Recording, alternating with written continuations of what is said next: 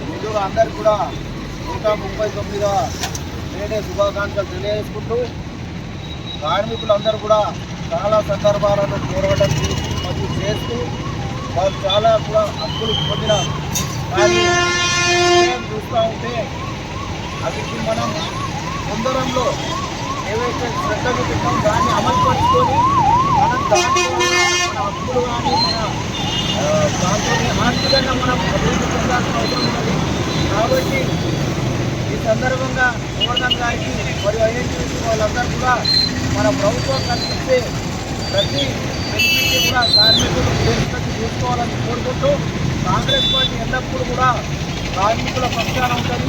ప్రపంచంలో ఇంత పెద్ద నిర్మాణమైన ఏదైనా శ్రామికులు ఫలితమైనంతా కూడా గవర్నమెంట్ ఇన్ని బడ్జెట్ ఇచ్చినా కానీ వాళ్ళు చూస్తున్న డెవలప్మెంట్ అభివృద్ధి కూడా శ్రామికుల చెమట నుంచే వచ్చింది. కాబట్టి వాళ్ళందరికీ మరొకసారి శుభాకాంక్షలు తెలియజేస్తూ ఈ కార్యక్రమం తీసుకున్నందుకు మీ అందరికీ కూడా ధన్యవాదాలు తెలియజేస్తున్నాను. ముఖ్యంగా నా ఎంబడాల్సిన కాంగ్రెస్ పార్టీ సీనియర్ నాయకులు జావేద్ అక్రమ్ గారికి కూడా ధన్యవాదాలు తెలియజేస్తున్నాను.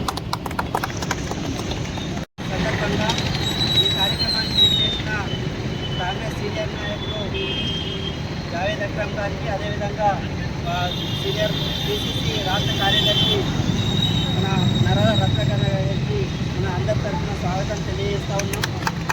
ఏదైతే మన కార్మికులకు 8 గంటల పనిదినం కావాలని చెప్పేసి అమెరికాలోని చికాగో నగరంలో 1886 సంవత్సరంలో పోరాటం నిర్వహించారు. ఆ పోరాటంలో అనేక మంది కార్మికులు ప్రాణాలు కోల్పోయారు. దానికి సూచికగా కార్మికుల హక్కుల దినోత్సవంగా ఈరోజు మనం ఈ మేడే కార్యక్రమాన్ని నిర్వహిస్తూ ఉన్నాం.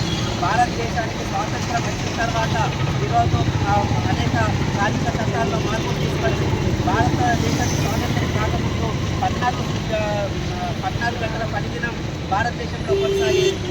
స్వాతంత్రానంతరం కాంగ్రెస్ పార్టీ అధికారంలోకి వచ్చిన తర్వాత 8 గంటల పనిదినాన్ని తీసుకువచ్చారు.